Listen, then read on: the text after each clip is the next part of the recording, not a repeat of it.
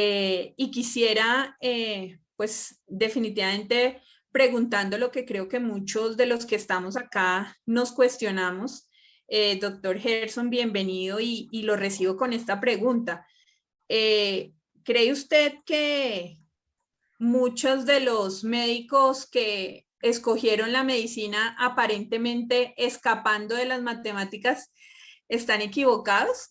¿Cree usted que definitivamente vale la pena y es necesario que desde el currículum nosotros tengamos entrenamiento en algunas de estas áreas de estadística, de programación, del lenguaje computacional y matemática? Bueno, buenas noches.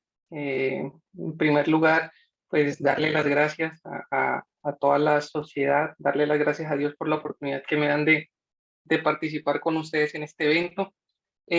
Respondiendo a la pregunta, pues sin duda alguna, no, un médico que está alejado de las matemáticas es un médico que en realidad no puede ejercer todo el potencial que tiene la medicina para beneficiar al paciente. Un médico que cree que alejándose de las matemáticas va a realizar un acto médico adecuado es un médico que todavía necesita mucho por aprender.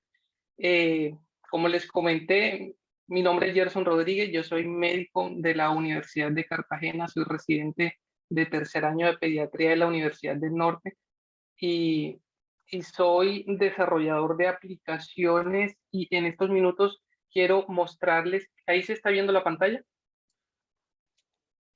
Sí, señor. Listo. Entonces quiero mostrarles de forma rápida de dónde surgió la necesidad de todo esto, la manera en que logré articular mi hobby, que es la programación, con mi pasión, que es la pediatría. Por cuestiones voy a usar durante la presentación un simulador que es un poco potente gastando datos. Voy a desactivar un momentico la cámara para que podamos ver mejor y ahorrar esto. Denme un segundo. Listo. Ok. Para comenzar, quiero compartirles esta frase de Eric Coleman, que es un escritor de un movimiento que en los últimos años está tomando mucha fuerza y es el liderazgo digital. Él dice que las redes sociales y la tecnología no son una moda, en cambio son un proceso fundamental en la forma en que nos vamos a tener que comunicar. Y es que para nadie es un secreto que el mundo moderno nos invita cada día de una forma un poco forzada a aprender a comunicarnos con la tecnología, ¿sí? Ya sea a través de la manipulación de un dispositivo, y en ese caso vamos a ser un usuario, o a través de el conocimiento de uno de los campos más emocionantes que existen en la actualidad, que es la ciencia de los datos, ¿sí? Que es el estudio de la información, que representa la información y cómo se puede convertir en un conjunto, cómo podemos convertir un conjunto de datos en un recurso valioso. Que en mi caso ese recurso valioso fue el resultado de sumar la manipulación de datos y la programación y convertirme en un facilitador para que el usuario pueda interactuar con la tecnología. ¿Qué es para mí lo realmente importante de esta frase? Estas dos palabras, comunicación y tecnología. ¿Y por qué para mí son importantes? Porque son dos palabras que me van a permitir entender cómo un grupo de datos yo los puedo ofrecer de una forma más atractiva de interpretar, una forma más fácil de interpretar a través de una herramienta que se llama lenguaje de programación. ¿Y esto con qué fin? Con el fin de poder generar un impacto en la sociedad médica y, si es posible, en un mundo que está siendo impactado de forma directa por la tecnología, poder traducirlo a diferentes idiomas y poder aportar algo valioso a nivel global. Hoy no vengo a hablarles de cómo la tecnología ha cambiado la forma en cómo realizamos el acto de la medicina, de eso ya hemos hablado previamente, pero sí quiero recordarles que el uso de las tecnologías móviles tienen el potencial de transformar la prestación de los servicios de salud en todo el mundo, sobre todo a través de las aplicaciones. ¿Por qué? Porque nos van a ayudar a realizar cálculos de manera muy precisa y de manera muy rápida en diferentes escenarios, como por ejemplo un escenario de urgencias, como por ejemplo un servicio de hospitalización o una consulta externa. Y es importante reconocer esto, reconocer que la tecnología bien usada nos ha facilitado el acto médico, pero hoy quiero hablarles desde mi experiencia como residente de pediatría, desde mi experiencia como ese facilitador o como ese desarrollador. Lo que están viendo ahí a la derecha es mi hospital universitario, es mi alma mater de formación en pediatría, y lo que ven a la izquierda es un fragmento de la historia clínica pediátrica que hacemos en el Hospital Universidad del Norte. Y considero que ese fue el inicio de todo. ¿Por qué? Porque miren ustedes que cada niño, desde el niño que viene por un cólico del lactante hasta el niño críticamente enfermo, en algún momento de la atención debe ser percentilado en cuanto a las presiones arteriales y en cuanto a los índices antropométricos. Y eso es algo que desde el pregrado en mi alma mater se le instruye al estudiante de medicina, y nuestros docentes, por así decirlo, lo consolidan en el residente de pediatría de la Universidad del Norte. Y desde acá inició o surgió mi necesidad de querer cambiar las cosas. ¿Por qué? Porque logré identificar algunos problemas e inconvenientes al momento de querer percentilar a los niños y quiero compartirles algunos. En primer lugar, está esto que es un pequeño estudio que hice, es el tiempo, ¿sí? Y saben que en muchas instituciones, pues en toda Colombia, el tiempo juega un papel fundamental a la hora de atender pacientes. Realicé una pequeña actividad con 82 médicos. El objetivo fue cuantificar, esta actividad fue realizada en el Hospital Universidad del Norte. El objetivo fue cuantificar qué tiempo tardaban en percentilar tanto las presiones como las antropometrías, usando las tablas para el caso de las presiones y los gráficos normativos en caso de las antropometrías. Y es evidente que vamos a tener siempre una curva de experiencia. Más o menos alcanzamos una meseta del tiempo en aproximadamente 10 a 15 ejercicios repetidos, con una media de 36 segundos por paciente para lograr percentilar los valores de presiones arteriales según la edad, la talla y el sexo, y para las antropometrías según la edad, por ser varias tablas, que son 10 en total, la media fue de aproximadamente 3.2 minutos por paciente. De entrada, miren que percentilar un paciente pediátrico aproximadamente nos gastamos 4 minutos, pero hubo algo más llamativo, y es que a medida que yo aumentaba el número de mediciones, eh, la distribución de porcentajes de acierto me mostraba una línea de tendencia que se estabiliza en aproximadamente el 85% de los aciertos, y es entendible. Es decir, yo al principio demoro un poco más, soy un poco más acucioso, lo hago mucho mejor. Con el tiempo, lo hago un poco más rápido, ya sea porque identifico más rápidamente la curva, porque ya estoy confiado o porque lo hago al ojo, pero esa rapidez me sacrifica un poquito el acierto. Mi segundo problema fue, lo encontré al querer solucionar el problema anterior. Y dije, bueno, vamos a usar los software disponibles, y con esto voy a mejorar un poquito la eficiencia y el tiempo. Y creo que muchos de los pediatras que están aquí van a reconocer esta herramienta. Esta herramienta es el Antro. Es una herramienta de la OMS que fue actualizada por última vez en el 2009, hace ya 13 años, como ven aquí abajo.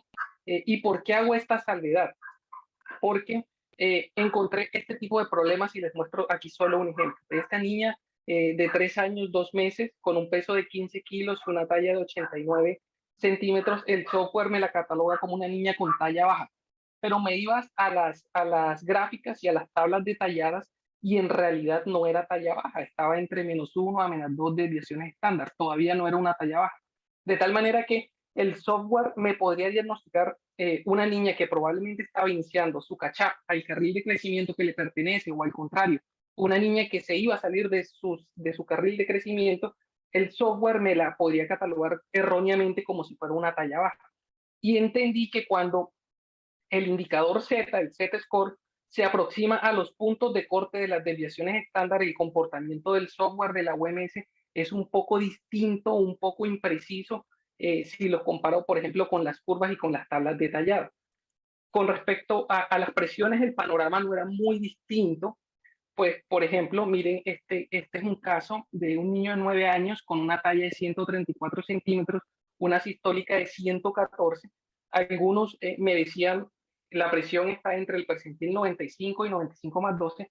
Otros me decían que está entre el percentil 90 y 95. Y ahí pude entender que algunos eran un poco más acuciosos, pueden usar una calculadora y hacer un uso correcto de la tabla, y otros simplemente lo hacen al ojo. Y miren ustedes cómo cambian los resultados. Este ejemplo que les estoy mostrando fue una situación real, algo que realmente pasó. Tuvo dos resultados de dos internos diferentes que indudablemente, según la condición clínica de mi paciente, tener uno u otro resultado es significativo. De tal manera que teniendo estos puntos en cuenta, quise desarrollar dos aplicaciones que me ayudaran a mejorar esa precisión y a mejorar los tiempos de atención del paciente pediátrico. La primera aplicación que desarrollé fue PAPET. PAPET es el acrónimo de presión arterial pediátrica. Es una aplicación que está basada en los datos publicados por la Academia Americana de Pediatría. Con esta aplicación quise mostrar de manera amigable, un poco más estética, la clasificación de presiones arterial sistólica y diastólica de un niño basado en el sexo, la talla y la edad, pero quise ir un poco más allá y siguiendo las recomendaciones de mi docente, la doctora Silak Pitaleta, le agregué a la aplicación un resumen de cómo se clasifica la presión arterial en niños mayores y menores de 13 años. Y un pequeño resumen de lo que debería hacer usted si un niño se lo encuentra, le percentila y le da una clasificación. Es decir, usted clasifica al paciente qué es el siguiente paso, cómo lo voy a tratar si el niño tiene una presión arterial elevada, una hipertensión estadio 1, una hipertensión estadio 2. Eso lo van a encontrar en un pequeño apartado que tiene la aplicación. Pero digamos que no quise quedar ahí en el afán de generar una aplicación más completa, buena, útil, una aplicación que fuera confiable. Me comuniqué con el doctor Marcon Coulthard. El doctor Coulthard es nefrólogo pediatra de Inglaterra y gentilmente me facilitó la totalidad de los resultados de su investigación publicada en BMJ en el 2020. Eh, eh, basado en en esta investigación, pude actualizar la aplicación. Logré extender la población objetivo al estudio de los lactantes, es decir, los niños entre 1 a 24 meses, con una discriminación mes a mes, generando, como ven ahí, gráficos normativos que nos van a ayudar como clínicos a distinguir un valor normal de un valor alterado de forma rápida y de forma objetiva. Pero también extendí el alcance de la aplicación a todos los neonatólogos al generar gráficos que permitieran de forma rápida encontrar el límite superior e inferior de las presiones arteriales neonatales, teniendo un intervalo de confianza del 95%, como lo están viendo en el video. Ahí se ven los punticos azules son el lugar donde está el paciente, pues el carril que le corresponde para su presión arterial, y por fuera de la línea roja, de las líneas rojas, son valores que están por encima del 95%, por debajo del 95%, normal para su edad. La segunda aplicación que desarrollé fue esta, OMS Anthrop. Fue una aplicación que considero que fue muchísimo más compleja de programar, sobre todo por la vasta cantidad de datos que tuve que manejar para poder realizar los cálculos. En cada uno, pues estos cálculos los realicé en cada uno de los indicadores antropométricos según la edad, con una discriminación mes a mes. Es decir, todos los indicadores antropométricos y cada percentil para cada uno de los 216 meses que tiene la edad pediátrica, ya sea para un niño sano, usando los datos de la OMS, un niño con síndrome de Down o los neonatos, incluidos los prematuros, basados en los proyectos de la doctora Olsen, el proyecto Interground y la investigación de la doctora Fento, a la que en verdad agradezco porque gentilmente me compartió los datos de su última investigación en prematuros y fueron los que usé para desarrollar el apartado de prematuros. En resumen, implicó manejar más de 16.700 datos actualizados, datos confiables, para poder programarlos uno a uno y generar una aplicación con una precisión realmente buena, como lo van a ver enseguida. Pero el motor, por así decirlo, de esa precisión fue el modelo matemático que están viendo a la derecha, que es el modelo LMS de Colli-Green, que me permitió manipular los datos para realizar o para calcular los valores de Z-score de una forma muy precisa.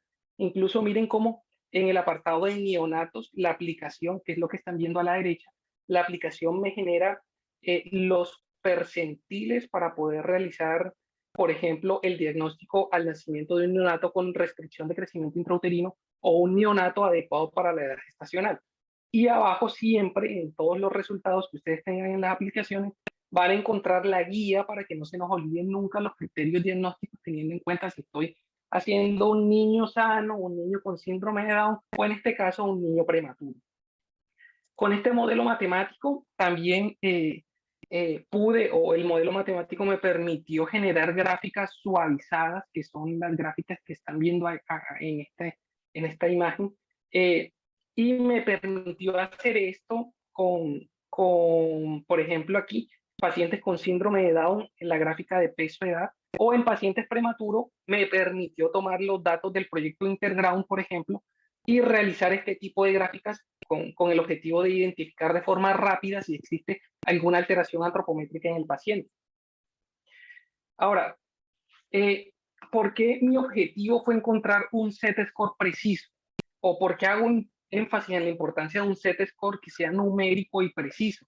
¿O por qué me gasté un tiempo intentando entender las ecuaciones del modelo LMS para generar este tipo de datos? Porque indudablemente no es lo mismo tener en el seguimiento a un paciente con una tendencia plana en la que la historia clínica siempre te informe que el paciente tiene una talla de edad entre -1 y -2, entre -1 y -2, al año entre -1 y -2. Eso es muy diferente a tener una tendencia numérica y precisa que te permita describir el comportamiento antropométrico de este paciente y que usted pueda intuir que ese paciente en una próxima visita o en 1 o 2 años, a razón de esta tendencia, él va a caer en talla baja. Y una última característica que quise plantear en esta aplicación fue poder tener los diagnósticos antropométricos todos a la vista, lo que están viendo ahí a la izquierda. ¿Por qué? Porque uno, nos ahorra tiempo, dos, nos permite hacer el análisis de este paciente de una forma más rápida. Por ejemplo, miren estos resultados a la izquierda. Este niño tiene un peso que le corresponde para la edad, pero es tan bajito que la falta de estatura lo está mandando inmediatamente a tener un índice de masa corporal y un peso para su talla elevado. Es decir, es un niño que yo debo iniciar estilos de vida saludable, aumentar el ejercicio y sin duda alguna estudiarlo porque es una talla baja, ¿sí? Pero también nos ayuda a decir, hombre, sí, es una talla baja, pero puede que ese sobrepeso no es por ser bajito, sino por las características propias que puede tener un paciente afectado con un síndrome de talla baja. Y eso lo puedo intuir viendo los resultados o viendo todos los diagnósticos en una simple vista como la están viendo ahí a la izquierda. Pero si se dan cuenta, ven varios colores, verde, rojo, naranja, ¿sí? Es decir, los diagnósticos los entrego de forma semaforizada para indicar lo que es normal, para indicar lo que está en riesgo y lo que es patológico. Y esta característica también la pude incluir en la aplicación de presiones arteriales, como ven a la derecha. Un niño que está entre el percentil 5 y 90 va a estar en verde entre 90 y 95, va a estar en amarillo entre 95 y 95 más 12 en naranja y por encima del 95 más 12 en rojo. Listo. Indudablemente tenía que ser la comparación. Recordemos el ejercicio que demostré al principio. El software de la OMS me la cataloga como una talla baja, mientras que las gráficas y las tablas detalladas lo muestran como un riesgo. ¿Qué muestra la aplicación? Efectivamente, según la aplicación, es un riesgo de talla baja. Según el comportamiento antropométrico del Z-score, usted va a ver si con el tiempo la niña lo que está haciendo es un catch-up o está presentando un estancamiento estatural que la va a sacar de su carril de crecimiento y la va a mandar a talla baja. Pero esta precisión, insisto nuevamente, es gracias a la implementación del modelo LSM de Colibrí. Ahora, con estos dos ejercicios de forma rápida les quiero mostrar lo preciso que puede llegar a ser la aplicación. Miren que si yo en las tablas detalladas de la OMS coloco el valor de una estatura de 88.6 para una niña de 38 meses o 3 años 2 meses, miren que esta niña debería estar exactamente en -2 desviaciones estándar. Este es el valor que me define el límite de -2 desviaciones estándar. Miren abajo a la izquierda, niño de 3 años, una niña de 3 años 2 meses con 88.6, el valor de Z-score que me arroja, aquí está, el valor del Z-score que me arroja la aplicación es -2.0. De igual forma, el límite que me determina un niño en -1 desviaciones estándar es 92.5, el valor que me arroja la aplicación es -1.00 desviaciones estándar. A futuro, esto es lo que tengo pensado, esto es lo que viene. Tengo pensado a través de un lenguaje de programación que se llama SQL, que es un lenguaje diseñado para administrar y recuperar información de las bases de datos, crear un servidor con una base de datos propia para cada especialista, de tal manera que usted pueda hacer el seguimiento de su paciente a través de por ejemplo, su tarjeta de identidad, y tener el seguimiento preciso del comportamiento antropométrico de su paciente desde su teléfono. Además, este es otro proyecto, es un proyecto a corto plazo. La idea es crear una aplicación que nos ayude a impactar de forma directa en la resistencia antimicrobiana. Y ojo con esto no es una aplicación que te dice qué antibiótico usar, es decir, esto no te interpreta un antibiograma, es una aplicación que sugiere cómo usar los antibióticos teniendo en cuenta las características clínicas de su paciente.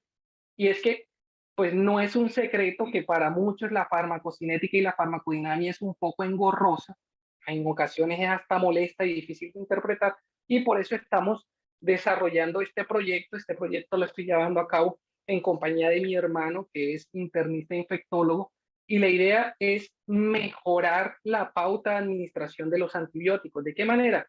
Presentándoles a ustedes la farmacocinética y la farmacodinamia de los antibióticos y cómo estas variables del antibiótico interactúan con las características clínicas de mi paciente.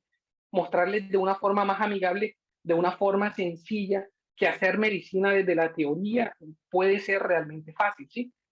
Otro objetivo, además, es recordarles, que es lo que están viendo aquí en la mitad, que existen medicamentos que tienen ajustes según la función renal, medicamentos antibióticos, que tienen ajustes según la función renal del paciente, y quisimos además dejar un apartado para un medicamento muy especial que es la vancomicina. Este proyecto está aún en desarrollo, mostrarle que en realidad está muy avanzado y próximamente podrán disponer de él con todas las indicaciones paso a paso de cómo usarlo. Ya para terminar, las aplicaciones están disponibles en las tiendas, en iOS y en Android. Para encontrar las aplicaciones pueden escribir mi nombre en cualquiera de las tiendas, Gerson Rodríguez. Cada aplicación tiene su traducción al inglés, y aclararles que en el caso de la aplicación de las antropometrías, la traducción en inglés, la interpretación se basó en las pautas descritas por la OMS y no en las pautas descritas en la Guía Colombiana 2465 del 2016. ¿Por qué? Porque quería pues que esto fuera un proyecto global, un proyecto que en otras partes la usáramos, y por eso adopté la interpretación de la OMS. Mostrarles además que durante el lanzamiento, durante las primeras semanas de lanzamiento, lo que están viendo a la derecha, las aplicaciones se mantuvieron en primer lugar de medicina y en primer lugar de todas las aplicaciones. Aquí está la antropometría en el número 1, la de presiones arteriales en el número 5. Este comportamiento se mantuvo durante varias semanas, y lo que están viendo ustedes aquí, es una métrica, es como las descargas a nivel mundial de la versión en inglés de cada una de las antropometrías. Miren, por ejemplo, lugares como Bandalex, Bangladesh le han descargado 2015 veces, Arabia Saudí 1097 veces, Chile, Guatemala, India, Irak, Pakistán, Egipto, Marruecos, El Salvador. Incluso miren esto aquí, me pareció bastante curioso cuando vi región desconocida, la han descargado 41 veces. Estas son las métricas de la versión en inglés de la aplicación de presiones arteriales. De igual forma, la han descargado más que todo en India y México, y en Pakistán y en Egipto. Y para terminar, pues muchas gracias, gracias por la invitación. Estos son mis datos de contacto, ese es mi correo. Estoy presto a cualquier duda, a cualquier sugerencia. He recibido varias sugerencias recientemente. Se comunicó conmigo una nutrióloga de Bogotá y una nutricionista de aquí de Barranquilla. Me pidieron si podía agregar ciertas características a la aplicación de antropometría. Claro que lo voy a tener en cuenta. Y quería dejarles esto. Tengo 120 códigos de regalo que les quiero dar a las primeras 60 personas que llenen este formulario que pueden encontrar en esta dirección. Colocan en su página, en su buscador web, aportar.link/papel, le va a aparecer este formulario. En este formulario, por favor, escriban bien su email, porque ahí es donde les van a llegar los códigos. Los códigos les estarán llegando entre hoy y mañana. Me van a describir qué dispositivo tienen, porque dependiendo de eso va a ser el código que les mande. Y a cada una de las 60 personas les voy a regalar un código para que descarguen de forma gratuita la aplicación de antropometrías y para que descarguen de forma gratuita la aplicación de presiones arteriales. Listo, muchas gracias. Muchas gracias al doctor Gerson. Un trabajo fabuloso. Tiene usted una ventaja que no tienen muchos desarrolladores de aplicaciones, y es que lo que vemos en el desarrollo de estas es que, uno, hay muchos ingenieros que hacen unas aplicaciones que pudieran ser matemáticamente correctas, como por ejemplo una que usamos con frecuencia, que es el PET-Z. Yo soy muy insistente en PET-Z porque tiene algunos problemas que pudieran ser matemáticamente precisos, pero son fisiológicamente incorrectos. Parte de eso es, digamos, los valores que da de percentil 5 de presión arterial, con algunas edades donde, por ejemplo, arroja cifras de 18, de 12, pues cifras con las que claramente ninguna persona vive. Entonces, el problema de las aplicaciones, uno, es que hay muchos desarrolladores que quizás lo hagan de forma precisa desde el punto de vista de programación, pero no tienen toda la parte clínica que nosotros, los que las usamos, quisiéramos tener. Y hay muchos médicos que tienen muy buenas ideas, pero de pronto no conocen muy bien cómo traducirlas a un lenguaje de programación. Y el doctor Gerson pues tiene las dos cosas, y es que es un clínico que además, con todo el conocimiento que tiene de programación, pues puede enlazarlas muy bien. Felicitaciones. Yo quisiera hacerle pues una pregunta con respecto al desarrollo de las aplicaciones, y es cuando hay muchas aplicaciones para pediatría, por ejemplo, para calcular el porcentaje de quemadura, hay otras de nefrología para calcular de pronto la tasa de filtración, algunas otras de clearance de algunos medicamentos, en fin, hay muchas aplicaciones. Pero usted, que conoce la parte clínica, que desarrolla aplicaciones, ¿qué sugerencia nos puede dar cuando uno decide descargar una aplicación? ¿Qué deberíamos buscar? ¿Qué deberíamos tener en cuenta? ¿Cuáles de pronto usted nos sugeriría que tuvieran ciertas características? ¿Cómo nos puede orientar en esa parte? Ok, bueno, mire, es una pregunta muy buena, sobre todo porque muchas veces cuando queremos buscar un tema en la tienda, colocamos, por ejemplo, presiones arteriales, y van a ver que van a encontrar muchas aplicaciones. La mejor aplicación es la que ustedes puedan correlacionar de forma correcta con la clínica. Yo siempre tomo una aplicación, miro, por ejemplo, un grupo de datos, la pruebo y la pruebo de forma manual. al probarla de forma manual me estoy asegurando si efectivamente lo que está haciendo esta aplicación está correcto o no está correcto. Por eso es que el algoritmo de lo que hice para poder realizar, por ejemplo, las aplicaciones de las presiones, de las antropometrías, fue bastante preciso. Primero cogí un paciente, miré cómo se comporta, y no fue solo un paciente, fueron varios pacientes para poder darme cuenta que justo en los puntos en los que las desviaciones están, el Z se aproxima a las desviaciones estándar, el programa tiende a calcular de forma errada pues, o a mandarles el diagnóstico antropométrico a ese paciente. Entonces, lo que yo le recomiendo es listo, va a haber muchas.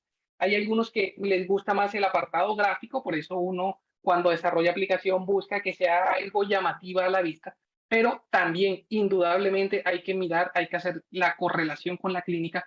Bajen la aplicación que ustedes deseen, bajen la que ustedes les gusten, pruébenla con la clínica, y si efectivamente está correlacionado con lo que ustedes esperan y con el cálculo que ustedes hicieron de forma manual, esa es una buena aplicación. Ahora, recientemente los programadores, esto no lo tienen claro, pero recientemente Apple y Google han instaurado un programa en el que cada aplicación de medicina que es subida a la tienda de forma rápida, ellos hacen un test para saber si está o no está basado en algún nivel de evidencia aceptable. Y eso lo hacen, de hecho, cuando yo monté estas aplicaciones, me devolvieron las aplicaciones 5 o 6 veces porque me decían, necesito que sea claro, necesito que haga un informe, necesito que nos muestre ejemplos, necesito que nos mande la bibliografía. Entonces, digamos que hoy día, para que se cuele una aplicación que está muy desfasada de la realidad clínica, es un poquito difícil, pero puede existir.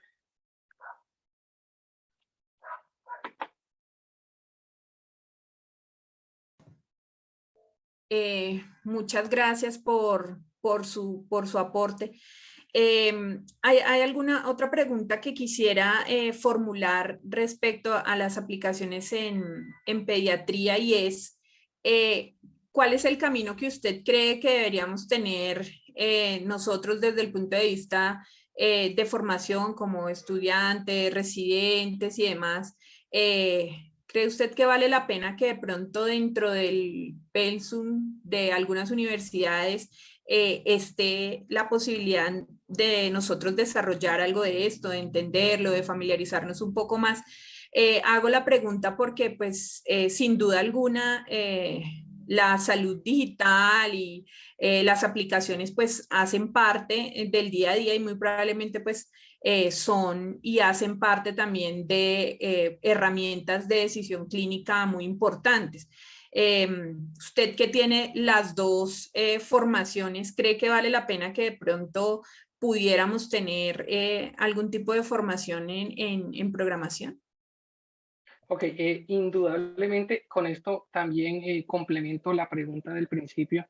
Eh, un médico, le repito, que piensa que al entrar a estudiar medicina va a estar separado de las matemáticas, es un médico que en verdad no sabe para dónde va la medicina. Eh, digamos que tener una educación que sea lo más profunda en cuanto a programación ya es algo un poco más complejo. ¿Por qué? Porque digamos que la programación debe ser un hobby para uno poder disfrutar programar. Es decir, cuando uno programa, uno le dice a una máquina con instrucciones muy precisas. Es decir, si ustedes no le dicen a la máquina cuando este número de 1, tú tienes que hacer esto. Si ustedes no le dicen esa orden, ella puede hacer cualquier infinidad de cosas. ¿Por qué? Porque ella sigue un algoritmo. Y por eso es que les digo, tener un conocimiento profundo es algo que deben hacer, es un hobby. Pero, ¿a qué sí voy? Y en qué sí estoy bastante de acuerdo, en que los estudiantes de medicina tienen que tener un nivel mínimo de manejo de programación, ya sea mínimo, así sea para hacer, uno puede hacer maravillas con Excel. Excel es una herramienta increíblemente potente. Si ustedes aprenden a manejar Excel. Yo creo que Excel fue mi mejor aliado para realizar la aplicación de antropometrías. ¿Por qué? Porque yo manejar 16.700 datos de forma manual, eso es una barbaridad, eso es absurdo. En cambio, con Excel, si ustedes aprenden a manejar, ustedes pueden hacer cosas muy buenas.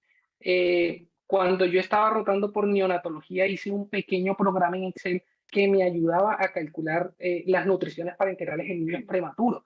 Y era un programita que yo me llevaba para mi turno de neonatología y cada vez que me tocaba calcular una NPT, yo le colocaba peso, la tasa hídrica, los valores de los aminoácidos, carbohidratos, sodio, potasio, tal, los mil equivalentes, y él me arrojaba absolutamente la orden. La orden me la arrojaba. Mezclar 15 cc de solución salina más 20 cc de tal, así. Es indudable que todos los estudiantes tienen que tener un nivel de formación en programación, ya sea básico, el que quiera profundizar, que profundice. Esto va a cambiar la manera en cómo hacemos la medicina, está cambiando la forma en cómo hacemos la medicina y va a ayudarlos mucho en el ejercicio de la medicina, porque muchas veces yo tengo ideas que otros no tienen. Hace poco un docente de UCI pediátrica de la clínica Porto Azul, el doctor Davis, me dijo: Gerson, yo creo que tú debes hacer una aplicación que nos ayude con respecto a los scores de severidad en pacientes que ingresa a la UCI pediátrica. Estos son los scores y es una idea brillante, es una idea maravillosa. Me dicen, los scores tienen varias variables que hay que evaluar y de pronto uno de forma juiciosa no se pone a hacerlo. Es una idea muy buena que me dio, es una idea que voy a tener en cuenta y obviamente esto requiere tiempo, pero indudablemente todo estudiante de medicina debe tener cierto grado de conocimiento en cuanto a programación.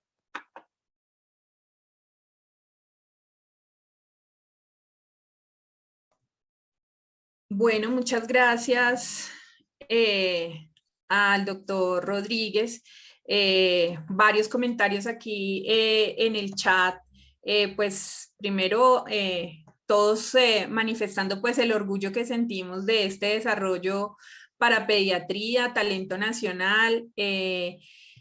Sin duda alguna, aquí muchos comentan la gran oportunidad que tenemos de trabajar no solamente en los scores en UCI, sino de pronto a veces de poder tener y hablar el mismo lenguaje en términos de PWS en urgencias, de pronto de SOFA, algunos otros scores, por ejemplo, de asma, de bronquiolitis y demás.